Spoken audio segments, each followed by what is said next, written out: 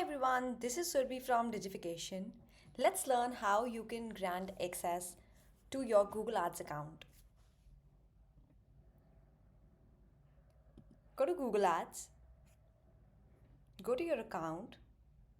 In admin, go to access and security. Here you need to put another email address associated with Google Ads to grant access.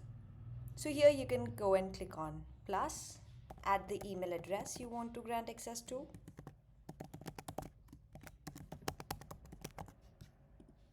Now here you can even select if you want this access to expire sometime, let's say maybe for 3 months or anything. And here you can give rights. So here I am adding admin rights. You can see all these rights available.